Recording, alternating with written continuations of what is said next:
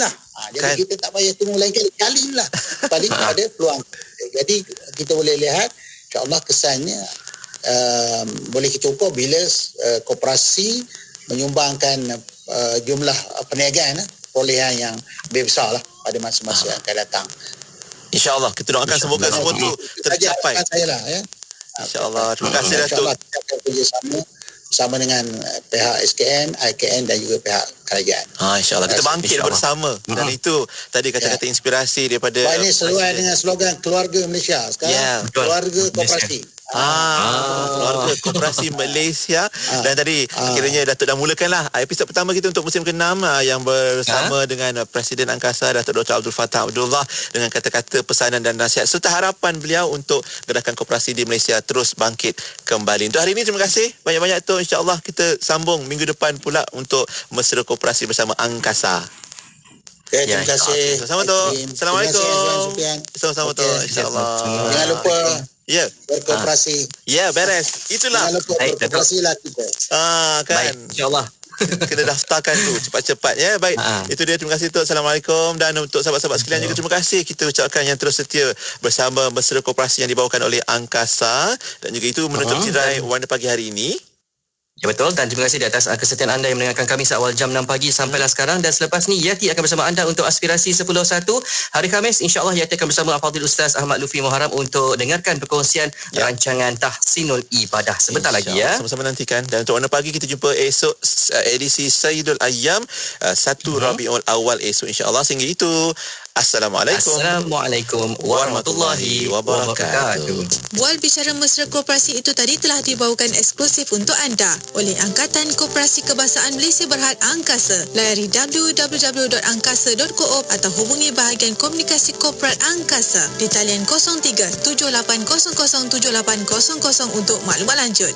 Baru tahu senang rupanya nak tambah saham, Nasir. Aku pun nak senang juga tambah saham macam mana tu. Skim Infak Lil Wakaf Angkasa untuk saham akhirat. InsyaAllah ganjaran pahala berganda. Oh, dah lama berwakaf melalui skim Infak Lil Wakaf Angkasa. Bayar tunai, online atau potong gaji. RM1 pun boleh, asalkan ikhlas. Jom kita tambah saham lagi. Saham wakaf nilainya kecil, ganjaran besar dan manfaat berpanjangan. InsyaAllah. Hubungi skim Infak Lil Wakaf Angkasa 0378846767, WhatsApp 012-602-9655 atau layari www.angkasa.co.op. Hiburan mendidik jiwa hanya yang terbaik di IKIM, Inspirasi Inforia Islami.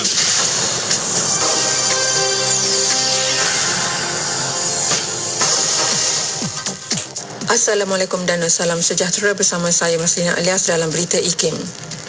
Sebanyak 20,786,568 individu atau 88.8% daripada populasi dewasa di negara ini telah melengkapkan vaksinasi COVID-19 masing-masing setakat semalam.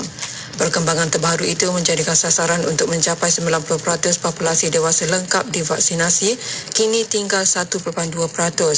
Berdasarkan data Kementerian Kesihatan menerusi portal COVID Now, 94.6% atau 22,135,242 individu daripada populasi dewasa menerima sekurang-kurangnya satu dos vaksin. Pada 22 September lepas, Perdana Menteri Datuk Seri Ismail Sabri Yaakob berkata, aktiviti merentas negeri akan dibenarkan apabila 90% golongan dewasa telah melengkapkan vaksinasi COVID-19 mereka. Setakat semalam juga sebanyak 129,152 atau 4.1% remaja berusia 12 hingga 17 tahun telah melengkapkan suntikan vaksin COVID-19. Aktiviti pelancongan di Pulau Pangkur akan diteruskan mengikut prosedur operasi standard SOP sedia ada sekiranya perjalanan rentas negeri dibenarkan dalam masa terdekat. Pengurusi Jawatankuasa Perumahan Kerajaan Tempatan dan Pelancongan Perak, Datuk Nolih Ashilin Muhammad Razi berkata, tiada gelembung pelancongan di Pulau Peranginan itu jika pengumuman kebenaran merentas negeri mendahului keputusan melaksanakan gelembung pelancongan. Antara SOP sedia ada ialah pelancong yang lengkap divaksinasi dibenarkan melakukan aktiviti pelancongan dengan mengemukakan kad atau sijil digital vaksinasi COVID-19 ketika mendaftar masuk ke hotel atau inap desa, dan pengusaha tempat peranginan perlu membuat pemeriksaan. Ribut tropika Dianmu yang mencetuskan banjir di Thailand kira-kira 2 minggu lepas telah menjejaskan hampir 300,000 keluarga dan meragut sekurang-kurangnya 9 nyawa menurut pihak berkuasa. Jabatan Pencegahan Bencana dan Mitigasi dalam satu kenyataan memaklumkan hujan lebat melanda 32 wilayah utara, timur laut dan tengah. Setakat ini 16 wilayah masih digenangi air termasuk bandar bersejarah Ayutthaya, Chiang Mai, Buriram, Sukhothai, Chaiyaphum, Simburi dan Nakhon Ratchasima. Sementara itu, Jabatan Meteorologi Thailand memberi amaran kemungkinan berlaku ribut tropika lain yang diramal melanda kawasan timur laut negara minggu depan. Selain itu, hujan lebat dan ribut peti dijangka melanda kawasan tengah, timur dan selatan. Reuters melaporkan banjir turut menjejaskan lebih 40 kuil di bandar bersejarah Ayutthaya. Thailand mengalami banjir terburuk pada 2011 yang mengorbankan lebih 800 orang dan menyebabkan kerosakan melebihi 1.5 trilion baht. Sekian berita. Assalamualaikum dan salam hormat. Laporan berita tadi dari sumber bernama Kapsul Masa. Pada 26 Mac 2011, Yang Berbahagia Datuk Haji Yunus bin Haji Kurus, Ahli Majlis Penasihat Perbadanan Labuan, telah merasmikan program Kenali Akta dan Majlis Pelancaran Kembara 559 bertempat di Masjid Jami' An-Nur, Wilayah Persekutuan Labuan. Program anjuran Jabatan Agama Islam Wilayah Persekutuan Labuan ini bertujuan untuk memberi pendedahan kepada masyarakat mengenai peruntukan Akta Kesalahan Jenayah Syariah Wilayah-Wilayah Persekutuan 1997 kurungan Akta 559. Ia juga diadakan untuk mewujudkan jaringan kerjasama yang erat dengan agensi-agensi luar dalam merealisasikan matlamat pencegahan jenayah syariah. Selain itu, ia telah menjelaskan fungsi dan peranan Jabatan Agama Islam Wilayah Persekutuan Labuan berkaitan pencegahan, penguatkuasaan dan pendakwaan kesalahan jenayah syariah. Pelbagai aktiviti Kembara 559 telah disusun, antaranya ialah taklimat kefahaman akta di sekolah dan institusi pengajian tinggi, pameran kesalahan jenayah syariah, serta kaunseling dan khidmat nasihat kepada golongan sasar. Petikan fakta ini disediakan oleh Seksyen Dokumentasi dan Penerbitan Arkib Negara Malaysia. Sertai peraduan inspirasi negaraku di platform Instagram ikim.my dan Facebook Ikim FM bermula 15 September hingga 16 Oktober 2021. Kongsikan video kenangan indah anda di tempat-tempat menarik yang melambangkan keunikan Malaysia, budaya dan warisan negara. Jangan lupa sertakan tanda pagar Ikim Inspirasi Negaraku. Rebut peluang menangi hadiah eksklusif berupa baucer pemeriksaan kesihatan, sumbangan Hospital Pakar Al-Islam, Hospital Mesra Ibadah, produk istimewa dari Azima Care, Meshu dan Marvel Care. Untuk maklumat lanjut, layari www.ikim.my. Ayuh keluarga Malaysia, kita bulatkan tekad dan bersatu hati untuk terus memelihara serta mempertahankan kedaulatan negara. Sebagai keluarga Malaysia yang besar, kita harus bertoleransi dalam semua perkara. Hormat menghormati serta mengekalkan perpaduan rakyat yang berbilang kaum, agama dan bangsa serta integrasi nasional silang budaya adalah tunjang kekuatan kita sebagai sebuah negara bangsa yang berjaya. Umpama selembar benang dikait, ditenun dan dijalin, akhirnya menjadi kain yang sempurna indah.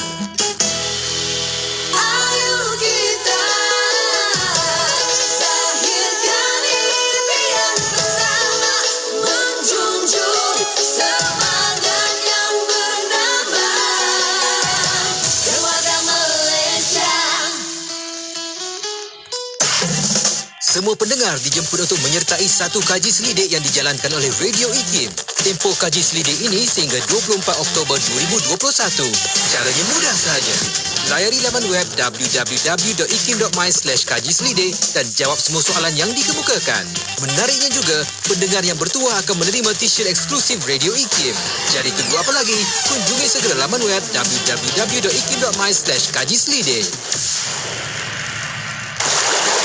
اللهم عافني في بدني اللهم عافني في سمعي اللهم عافني في بصري لا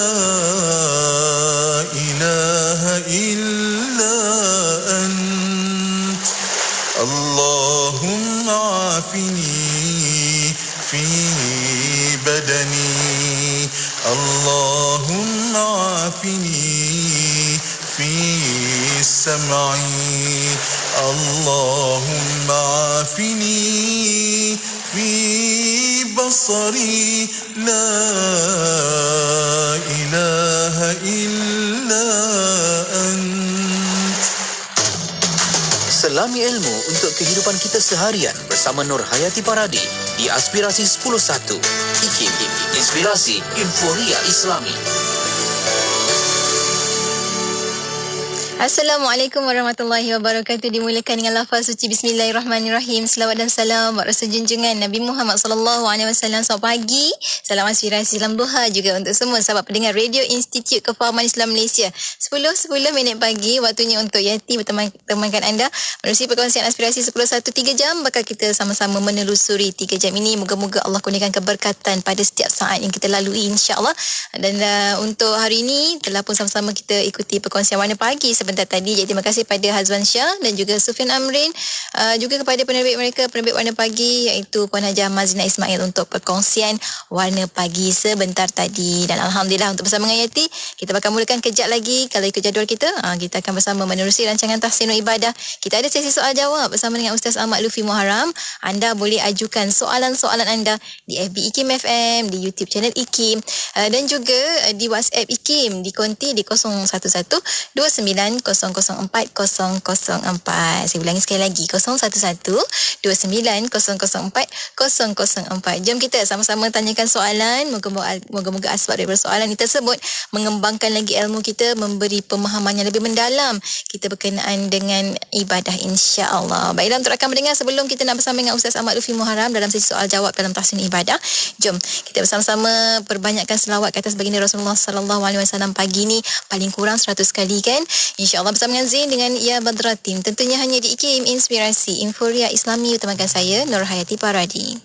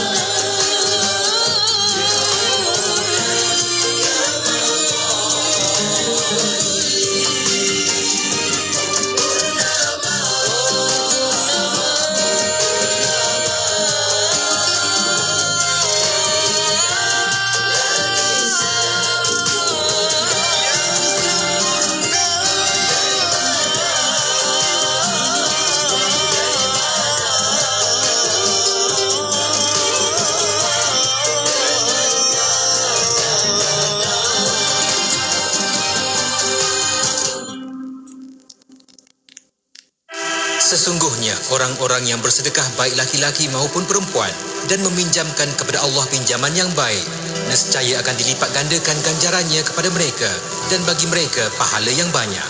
Surah Al-Hadid ayat 18. Wakaf pembangunan kompleks Mahat Tahfiz Al-Quran Lembah Pergau dan asrama anak-anak yatim. Wakaf untuk satu lot hanya RM100. Untuk maklumat lanjut hubungi 014-530-5331, 014-530-5331 atau layari Facebook Madrasah Tahfiz Lembah Pergau. Kisahnya ada 2 orang anak kembar, dua-dua lelaki. Bila nak makan, seorang suka nasi goreng kampung, seorang lagi suka nasi goreng ayam. Bila nak main, seorang suka basikal, seorang lagi suka skuter. Bila nak tidur, seorang suka bantal tinggi, seorang lagi tidur tak pakai bantal. Ayahnya pula ikutkan jelah perangai anak-anak ni sampailah mereka dewasa. Dua-dua pandai berniaga, seorang berniaga offline, seorang lagi berniaga online. Jadi, ayahnya hadiahkan mereka pakej berkembar IKIM. Dua-dua ada iklan radio dan iklan media. Senang, dua-dua dapat harga berpatutan. Jom kembangkan lagi perniagaan anda dengan memasarkan produk dan perkhidmatan anda di platform media sosial dan radio IKIM dengan harga berbaloi. Info lanjut hubungi 017-345-2564 atau 012-686-9236. Tarikh tutup permohonan iklan adalah pada setiap 16 hari bulan pada setiap bulan. Buku baharu bertajuk Literasi Kewangan Islam di Malaysia akan tiba tidak lama lagi. Literasi kewangan merupakan cabang pengetahuan yang boleh membantu orang Islam dalam mencapai matlamat penjagaan harta yang digariskan oleh Doktrin Maqasid Asy-Syariah.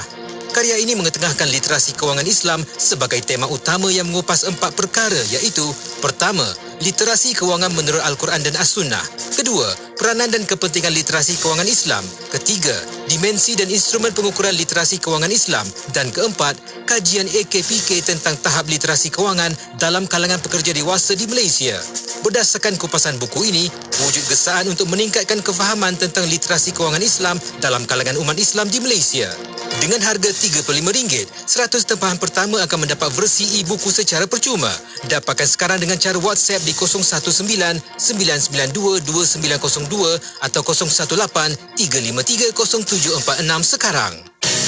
Radio IKIM 20 tahun sentiasa memberi anda pengisian yang relevan dan terkini di Warna Pagi bersama Pian dan Hazwan setiap Isnin hingga Jumaat 6 hingga 10 pagi. Untuk Warna Pagi, Alhamdulillah, Allah izinkan kita untuk bersama-sama walaupun terdapat juga lagu-lagu nasyid yang terbaik dan terkini. Oh Tuhan, maafkanlah. Thank you Allah for every single bit of my heart. Radio IKIM 20 tahun sentiasa relevan dan terkini. IKIM, inspirasi Inforia Islami. Radio IKIM 20 tahun inspirasi Inforia Islami. Alhamdulillah, waktu ini kita bersiaran bersama dengan sahabat pendengar menerusi perkongsian tahsinul ibadah untuk bersama dengan sahabat-sahabat untuk sesi soal jawab kita pada minggu ini. InsyaAllah kita bersama sekali lagi. Tetamu tetap kita tak lain tak bukan Ustaz Ahmad Lutfi Muharram dah pun bersedia di hujung talian saat ini. Assalamualaikum Ustaz. Waalaikumsalam warahmatullahi. Alhamdulillah, terima kasih banyak Ustaz kerana sudi untuk bersama sekali lagi dalam perkongsian kita pada hari ini. Dan sebelum kita nak membuka ruang untuk sahabat-sahabat kita tanyakan, ajukan soalan di FB, di YouTube dan juga di WhatsApp IKIM di 011290040004. Kita mulakan terlebih dahulu Ustaz dengan sedikit mukadimah daripada Ustaz. Silakan Ustaz. Assalamualaikum warahmatullahi wabarakatuh. Alhamdulillah ya Rabbil Alamin. Wassalatu wassalam ala ashrafil anbiya'i wal mursalin wa ala alihi wa sahbihi ajma'in. Wa la hawla wa la quwwata illa billahil aliyyil azim. Amma ba'd. Terima kasih kepada DJ Nurhayati Paradi selaku penerbit rancangan Tahsinul Ibadah, dan seterusnya sidang pendengar IKIM yang dirahmati Allah Subhanahu wa ta'ala. Bertanya adalah merupakan salah satu daripada sumber ilmu, wasilah untuk mendapatkan ilmu. Namun di dalam Al-Quran Allah Subhanahu wa taala ada menyatakan la tas'alu an asya in tubdalakum tasukum. Jangan kamu bertanya tentang perkara-perkara yang kalaulah ia ditukar untuk kamu akan menyusahkan kamu. Di dalam ayat ini larangan bertanya.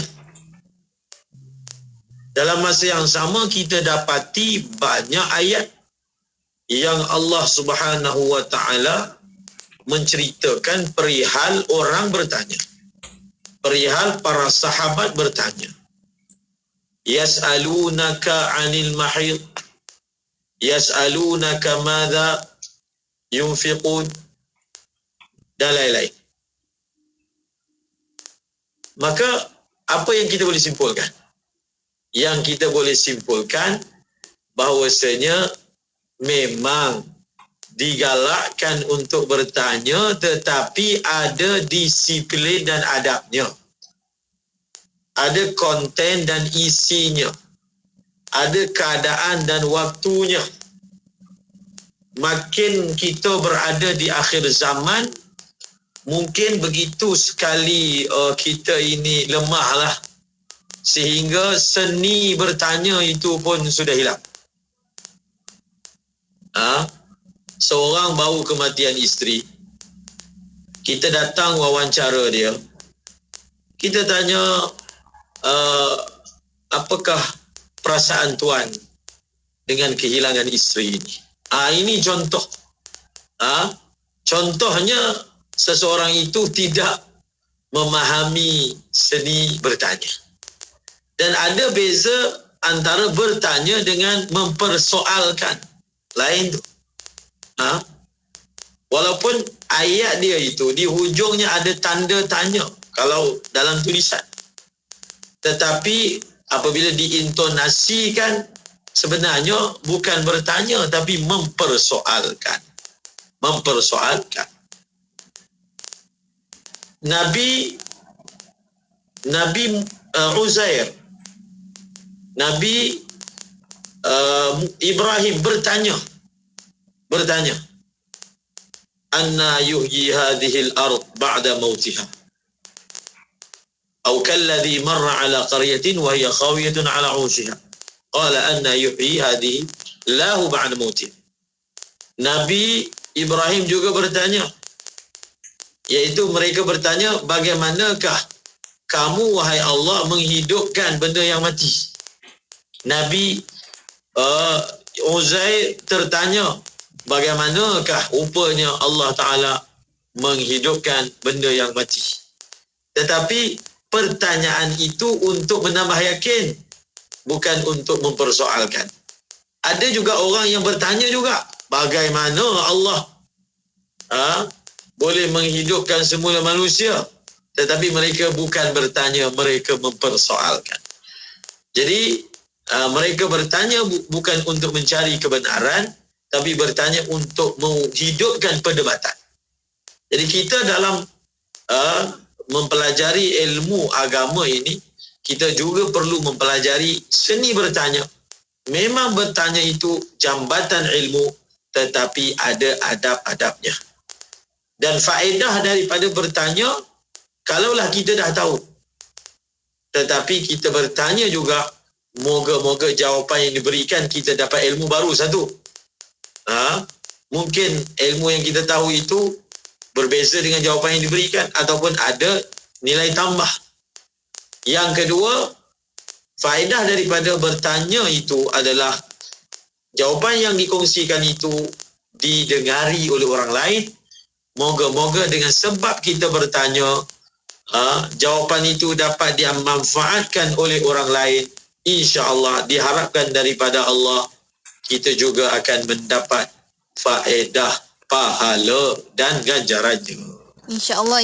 Amin ya Rabbal Alamin. Terima kasih banyak Ustaz untuk pencerahan bagaimana yang dikata persoalan dan soalan yang sepatutnya dan juga adab untuk bertanyakan soalan. Alhamdulillah. Dan kita akan buka ruang kita untuk anda bertanyakan soalan di FB IKIM FM, YouTube channel IKIM dan juga di WhatsApp IKIM di 011290040004. Kita ke soalan pertama Ustaz. Datang daripada Johor, Ina dari Johor tanyakan soalan. Kata, Assalamualaikum Ustaz, minta pencerahan. Sahabat kita ada menyimpan wang RM60 sebulan selama 18 tahun untuk anaknya. Selepas 18 tahun, sahabat kita ni mengeluarkan wang tersebut untuk perbelanjaan pendidikan seperti yuran dan beli laptop untuk anak tersebut. Soalannya, adakah wang yang dikeluarkan itu kena zakat atau tidak Ustaz?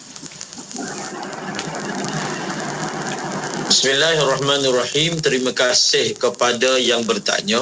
Yang pertama, duit yang disumbangkan oleh ibu itu adakah sebagai simpanan ibu atau memang dia telah hebahkan duit itu kepada anaknya, dia bagi, ataupun itu simpanan dia untuk anak dia. Soalan ini ditanya untuk kita nak tentukan apabila zakat dikeluarkan, zakat itu dikeluarkan sebagai zakat ibu ataupun zakat anak. Di dalam mazhab al-Imam Syafi'i, kewajipan zakat tidak melihat kepada usia. Kita andaikanlah dengan apa pun andaian. Sama ada kita kata ini memang duit ibu, sekadar diasingkan nanti untuk kemudahan perbelanjaan yang dia boleh keluarkan untuk anaknya. Satu. Maka kalau cukup syaratnya, zakat itu zakat ibu lah, bukan zakat anak. Satu lagi, memang ada ibu bapa yang menabung, meletak tabungan. Contohnya setiap bulan bubuh dalam tabung haji RM10 misalnya. Sebagai pemberian hibah daripada ayah, daripada emak kepada anak-anak mereka.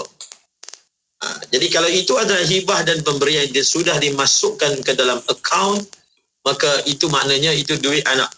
Itu adalah apa? Duit anak.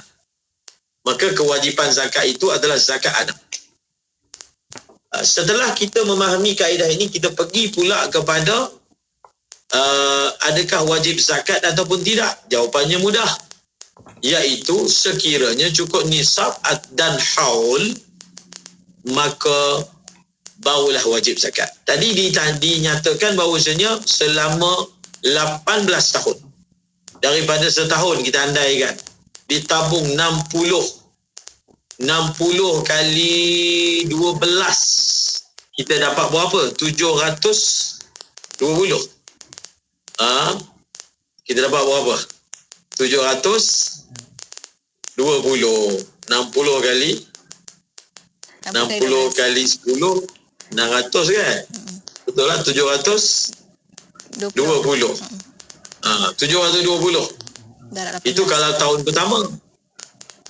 Jadi bila adakah wajib? Jawapannya kalau cukup syarat wajib, tak cukup syarat tak wajib. Soalannya cukup ke syarat? Iaitu apabila duit tabungan itu, dengar syarat dia, apabila duit tabungan itu telah mencapai nisab. Kita katalah setiap tahun itu mendapatkan 720. Okey, nisab berapa? Nisabnya 10,000 contoh. Sekarang dah banyak dah, 14,000, 15,000. Jadi contohlah kita ambil mudah cerita. Nisab ketika itu adalah 7,000 lah contoh. Jadi setelah ditabung sampailah 10 tahun, duit sudah berjumlah 7,200 kan? 7,200. Selepas 10 tahun itu wajib bayar zakat. Bukan tunggu 18 tahun, tidak. Setelah cukup nisab pada bila-bila masa. Bukan waktu yang kita nak guna beli laptop tu. Bila-bila masa. Itu kalau dia tabungkan 60. Mungkin ada orang dia tabung 1,000 sebulan untuk anak dia. Dia mampu. Jadi setahun 2 tahun dah cukup dah nisab. Jawapannya apa? Bila sahaja cukup nisab. Ini bukan hanya masalah seperti ini sahaja. contohnya duit raya, duit sunat anak kita, duit itu orang hadiah ke. Jadi bila sahaja duit anak kita telah mencapai nisab dan cukup haul, setelah dia cukup 7,000, berlalu setahun selepas itu, maka pada ketika itu, selepas setahun setelah cukup 7,000, kalau kita andaikan 7,000 itu adalah nisab, maka setelah itu wajib dibayar zakat. Bukan tunggu kelak nanti 18 tahun, tidak. Sejurus setelah cukup nisab dan cukup haul, maka perlu dizakatkan. Baik, terima kasih banyak Ustaz untuk jawapan, dan kita akan berhenti rehat ketika selepas ini. Ada banyak lagi soalan-soalan yang telah pun diajukan oleh rakan-rakan. Kita akan kongsikan bersama dengan anda. Untuk anda jangan ke mana-mana, teruskan kesetiaan bersama kami tentunya hanya di IKIM, Inspirasi Inforia Islami. La ilaha illallah Muhammad Rasulullah, tiada Tuhan selain Allah, Nabi Muhammad pesuruh Allah. Serahkan semua yang ku ada, hati, jiwa dan segala-galanya. Dengan namamu ku bernawaitu, dan padamu tempat ku mengadu. La ilaha illallah Muhammad Rasulullah, la ilaha illallah Muhammad Rasulullah, tiada Tuhan selain Allah, Nabi Muhammad pesuruh Allah, Nabi Muhammad pesuruh Allah. Sejiwa hilang mencari arah, kau bawa cahaya penuh harapan, membawa rahmat pada seluruh alam. Sungguh hati rindu untuk bertemu. La ilaha illallah Muhammad Rasulullah, la ilaha illallah Muhammad Rasulullah, tiada Tuhan selain Allah, Nabi Muhammad pesuruh Allah, Nabi Muhammad pesuruh Allah.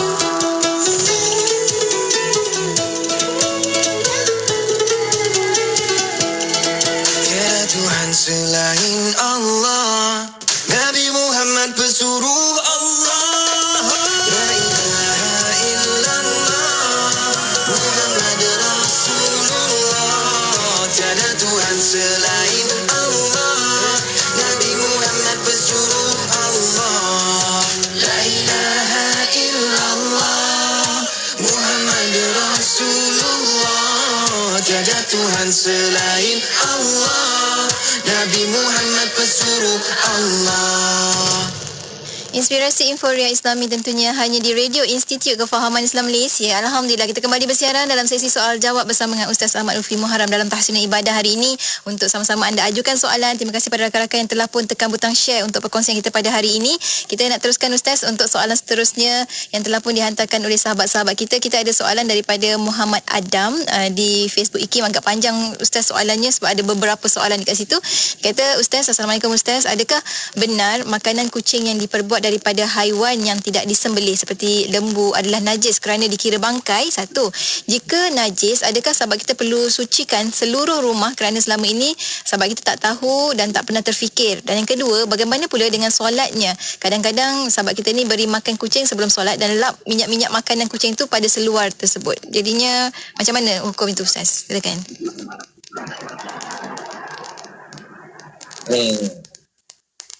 Bismillahirrahmanirrahim. Terima kasih kepada yang bertanya. Pertama, dalam bab menghukum sesuatu itu najis, disyaratkan yakin. Disyaratkan yakin. Kita memang meyakini yang makanan kucing itu terbuat daripada apa yang dinyatakan tadi, iaitu binatang yang tidak disembelih. Bukan hanya dengar cakap kabar angin khabar, tak. Memang kita yakin. Dan kita andaikanlah memang yakin, pasti sudah ada pengesahan yang makanan kucing adalah najis. Andainya begitu. Maka kita pergi pula kepada soalan yang kedua. adakah dia perlu bersihkan satu rumah? Jadi jawapannya apa kaitan? Mengapa perlu dibersihkan satu rumah? Kucing ni dia bukan macam, maaf, anjing yang air liur dia sentiasa meleleh. Dan kucing itu kalau dia makan, dimakan di mulutnya. Bukan dia makan di kakinya, tapi makan di mulutnya. Maka jawapannya tidak perlu. Tidak perlu untuk dia nak basuh satu rumah dengan sebab makanan itu adalah berasaskan najis.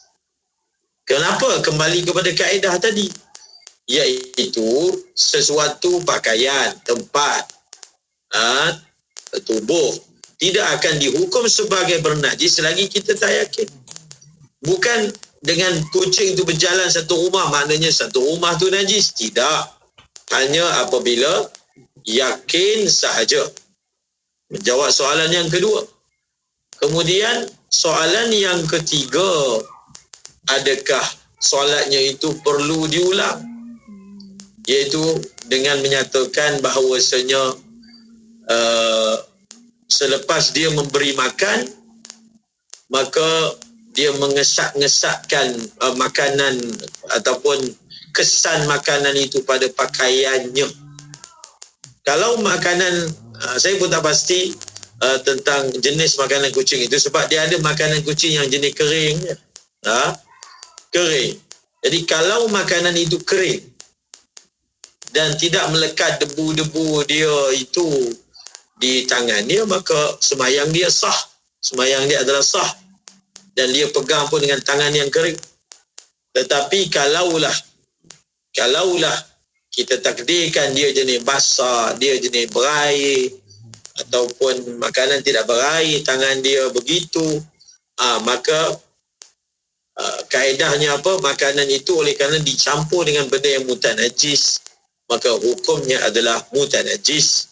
Dan sekiranya pada pakaian yang kita yakin, mana-mana solat yang kita yakin sahaja berlaku peristiwa itu, maka solat itu sahaja yang wajib diqadha berdasarkan pendapat yang muktamad di dalam mazhab al-Imam Syafi'i. Maknanya kena yakin. Di dalam mazhab Syafi'i.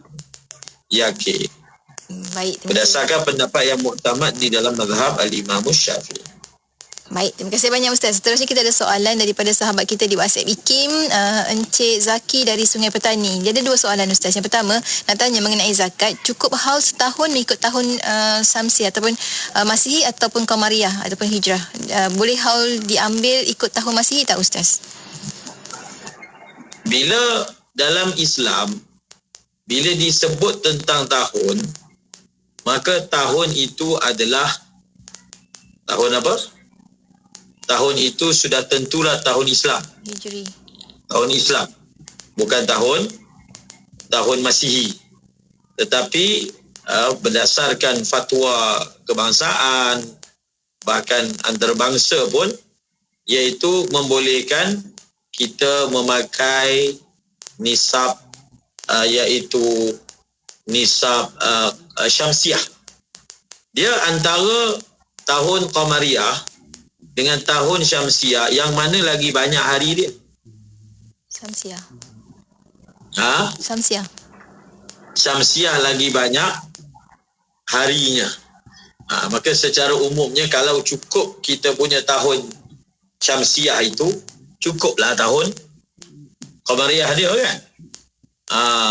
Tapi tahun Qamariyah ini, dia sebenarnya nisab dia lebih awal untuk kita membayar zakat. Jadi kiraannya memang adalah tahun Qamariyah, cuma untuk kita nak memudahkan kita punya akaun kita itu, kita boleh pakai tahun Syamsiah.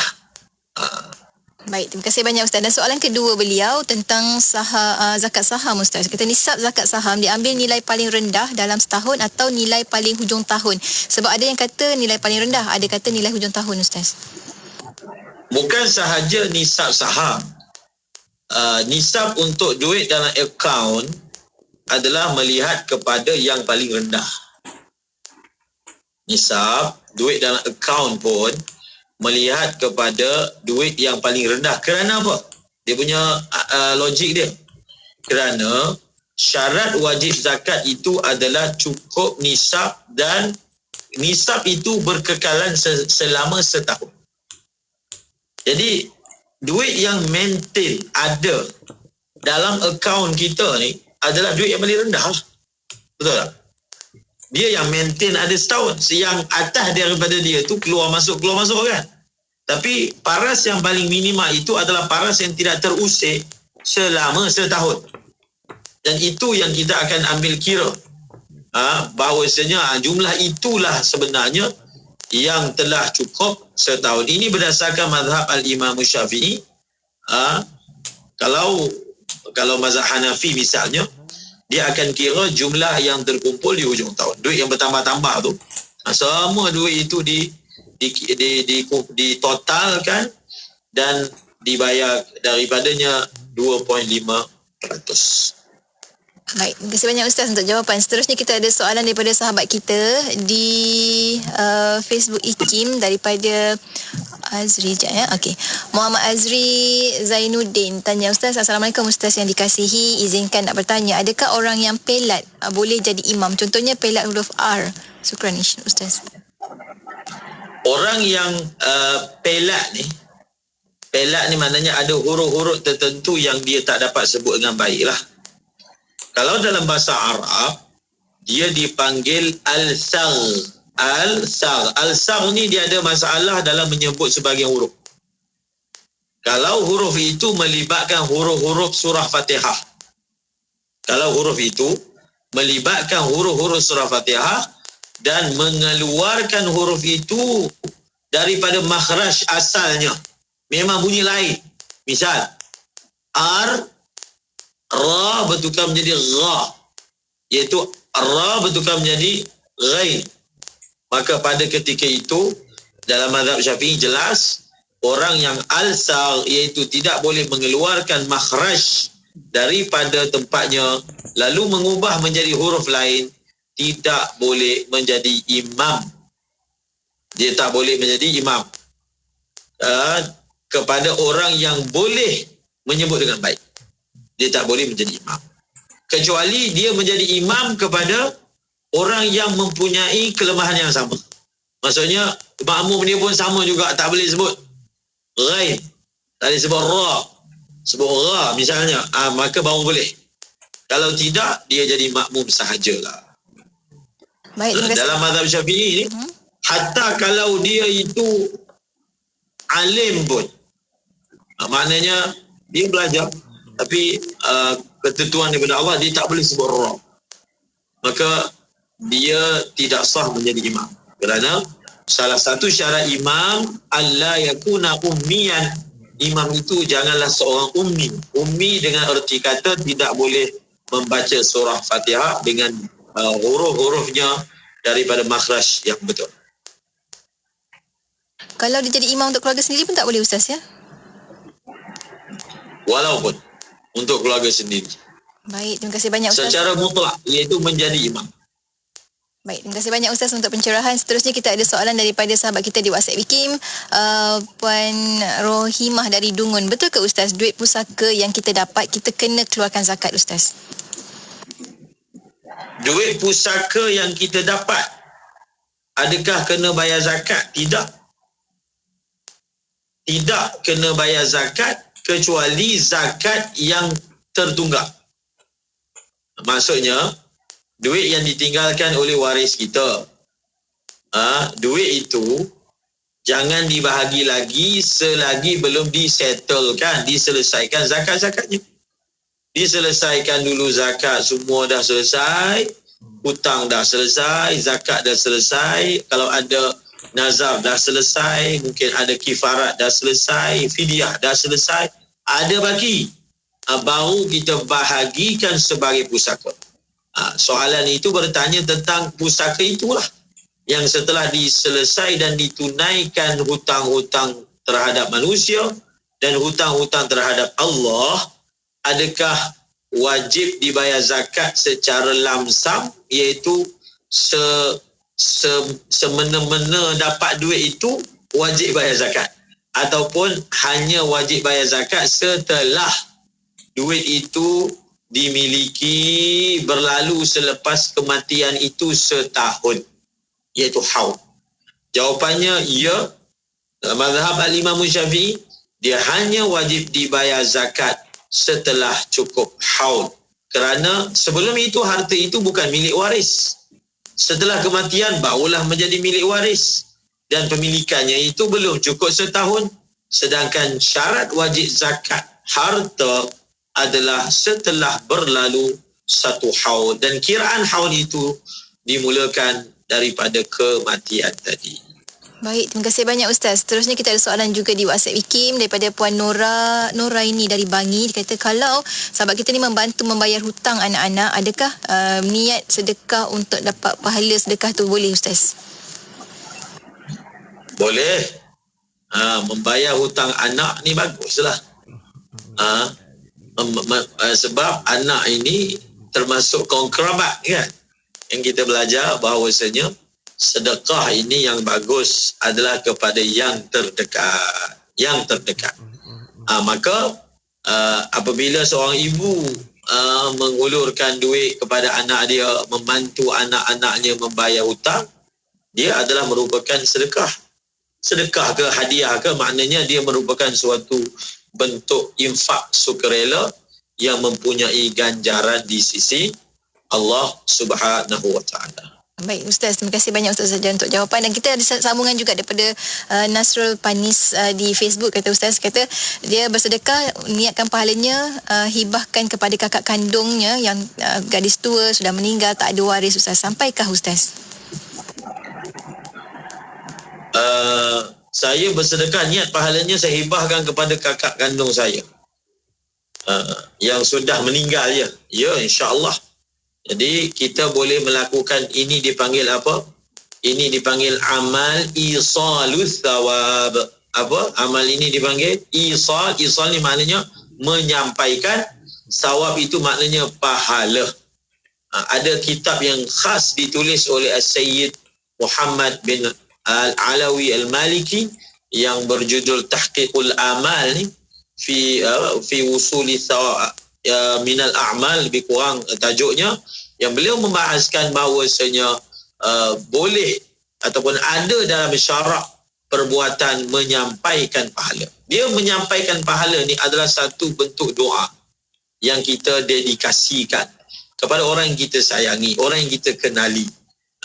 Bukan maksudnya orang yang sedekah pahala tu dia tak perlu pahala, dia perlu pahala. Dan bukan maksudnya dia nak ganti Tuhan. Tak, ini semua berada dalam radar lingkungan harapan. Kita semua mengharapkan orang yang telah mati di kalangan kita itu diampunkan, walaupun macam mana pun dia. Betul tak? Ada harapan. So kita buat sedekah, kita doakan, ya Allah berikanlah. Sebab itu doa dia, ya Allah berikanlah seumpama pahala ini. Ya Allah, kebaikan dalam sedekah ini berikanlah kepada kakak. Mudahkanlah dia di dalam kubur. Ini semua dipanggil tawassul bil amal pun boleh, dengan perantaraan amal yang aku buat, kau ampunkan dia pun boleh dengan cara itu. Ataupun ya Allah, sampaikanlah seumpama pahala yang ku dapat dari sedekah ini kepada si fulan-si fulan. Ini semua ada pengharapan kepada yang Maha Rahim dan yang Maha Rahmat, iaitu Allah Subhanahu wa taala.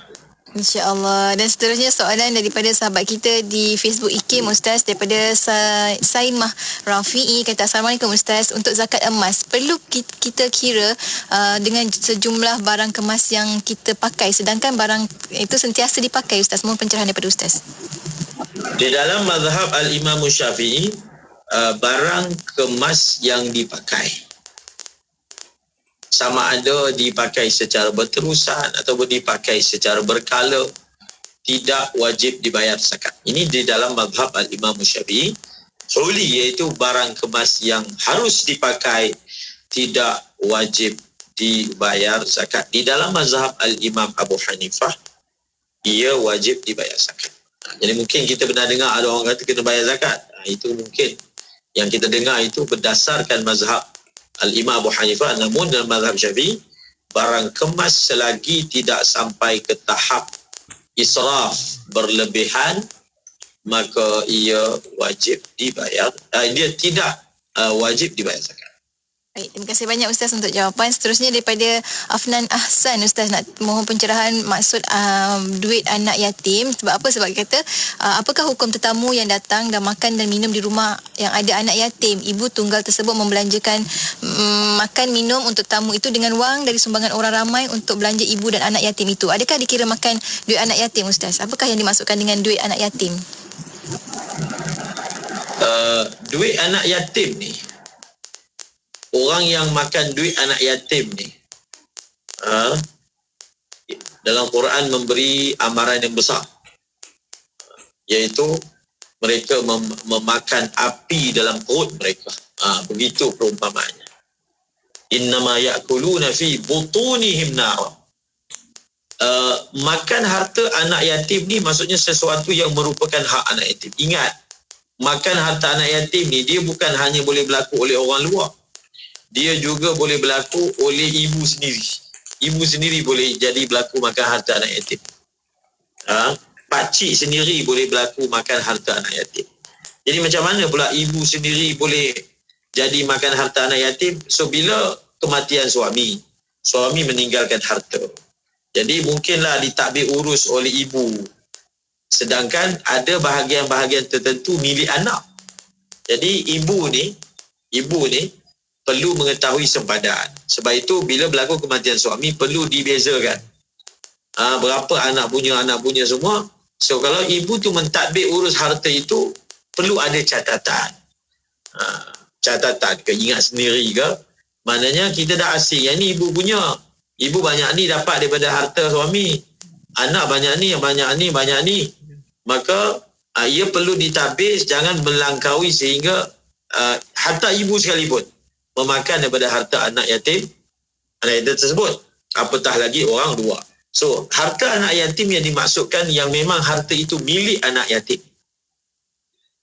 Sebab itu kadang-kadang bila berlaku kematian dan ada sumbangan yang ingin diberikan, saya mencadangkan kepada yang memberi sumbangan itu, kita buka tabung itu untuk bagi kepada ibu tunggal tu, yang walaupun dia ada anak tapi nama yang menerima tu ibu. Kita tentukan supaya apa? Supaya memudahkan pengurusan, supaya ibu itu lebih bebas dalam penggunaan. Sebab kalau kita kata okey bagi kepada semua keluarga, maka setiap daripada bahagian sumbangan itu ada bahagian-bahagian yang untuk anak ada, untuk ibu ada. Maka untuk memudahkan pengurusan, khususnya apabila ibu itu orang yang boleh dipercayai, maka kita berikan sumbangan itu atas nama ibu, maka atas dasar budi bicara kasih ibu kepada anak dia, maka kita serahkan dia. Jadi dia nak guna lebih ke kurang ke, itu adalah duit dia. Itu adalah apa? Duit dia. Itu cadangan itu dibuat supaya memudahkan. Adapun sumbangan yang memang diberikan kepada keluarga, maknanya bagi kepada semua, maka perlu diagihkan secara sama rata lah. Jadi ibu itu perlu pandai mentadbir urus. Kalau ibu mungkin sukar, mungkin ada orang yang tolong dia, bantu dia. Tapi kalau dijamu, kita datang rumah dia jamu kita makan. Jadi kita tak bolehlah sangka buruk. Oh yang ni harta ni dia tak semestinya, kan? Ibu tu bukan ada duit juga, kan? Jadi kita ni bila orang jamu kita ni, perkara pertama kena sangka baik. Ini dapat duit mana? Tak boleh tanya tu. Ni dapat duit mana ni? Persoalan-persoalan seperti itu menyakitkan hati orang. Menyakiti hati seorang mukmin adalah tidak. Baik, terima kasih banyak Ustaz untuk ingatan. Seterusnya Ustaz, kita ada soalan daripada sahabat kita dari Melaka, Encik Azhar tanyakan soalan, bolehkah kita mengubah ayat-ayat doa di dalam Al-Quran bagi menjadikan maksud doa tersebut dari saya kepada kami atau sebaliknya? Adakah ia termasuk dalam kategori sengaja mengubah ayat-ayat Al-Quran, Ustaz? Apabila orang itu berdoa, maksudnya dia berdoa lah, dia bukan sedang baca Quran. Dia berdoa, maknanya dia sedang berdoa. Dia tak berniat pun dia sedang baca Quran. Cuma dia ambil ayat-ayat doa yang berinspirasi daripada ayat Al-Quran, maka tidak ada masalah. Contohnya Rabbighfirli wali walidayya, kita kata Rabbana ighfir lana wali walidina. Jelas orang yang membaca itu langsung tidak memaksudkan ayat Quran, tetapi mengambil inspirasi daripada ayat Al-Quran yang maknanya bagus, cuma dia tukar daripada saya kepada kami untuk menyesuaikan keadaan. Tapi kalau dia baca ayat Quran, dia memang baca Quran sampai ayat itu dia pergi tukar, itu baru dipanggil mengubah ayat Quran, tak ada masalah.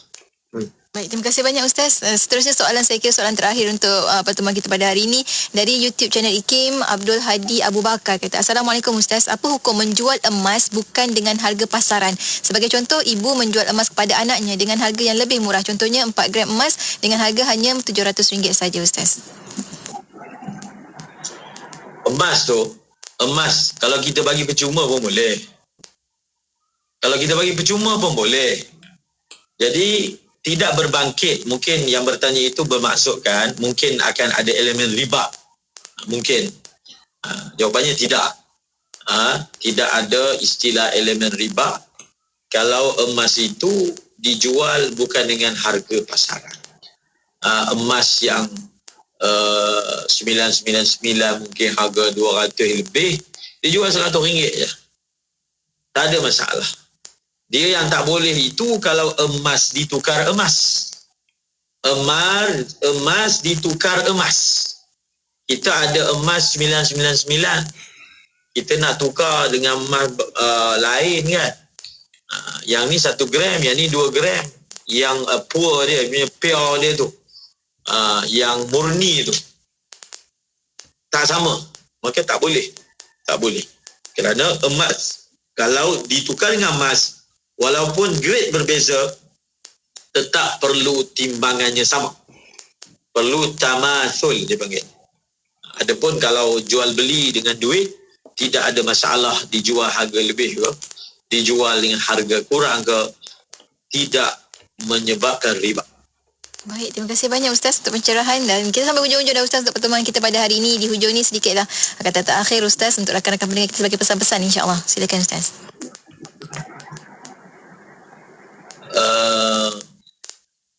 Para sahabat radhiyallahu anhum ajma'in, mereka bertanya dengan niat beramal. Oleh sebab itu mereka mampu dan mendapat taufik untuk beramal. Maka kita juga apabila belajar, bukan niat untuk informasi, bukan niat hanya sekadar knowledge, iaitu hanya kenikmatan akal. Akal, ada sebahagian orang dia memang menikmati maklumat. Oh, baguslah informasi ni, alhamdulillah lah maklumat ni. Kalau kita belajar dengan niat maklumat, maka akal kita sahaja akan menikmati ilmu itu, tapi tubuh badan kita tidak terbangun untuk amal. Justru marilah kita sama-sama bila belajar berniat seperti sahabat, iaitu belajar dengan niat beramal. InsyaAllah Allah akan mengangkat tubuh kita untuk dapat melakukan amal. InsyaAllah, amin ya rabbal alamin. Terima kasih banyak Ustaz untuk perkongsian pada hari ini, soalan-soalan yang dijawabkan. Terima kasih juga kepada rakan-rakan pendengar yang ajukan soalan. Bagi yang tak dapat nak kami jawab tu, minta maaf sangat sebab masa agak terbatas untuk kita. Sekali lagi terima kasih banyak Ustaz. Sampai kita bertemu lagi minggu hadapan untuk sambungan pengajian Matan Zubat. Assalamualaikum Ustaz. Waalaikumsalam. Dan untuk anda sahabat pendengar, teruskan kesetiaan bersama kami tentunya hanya di IKIM, Inspirasi Inforia Islami.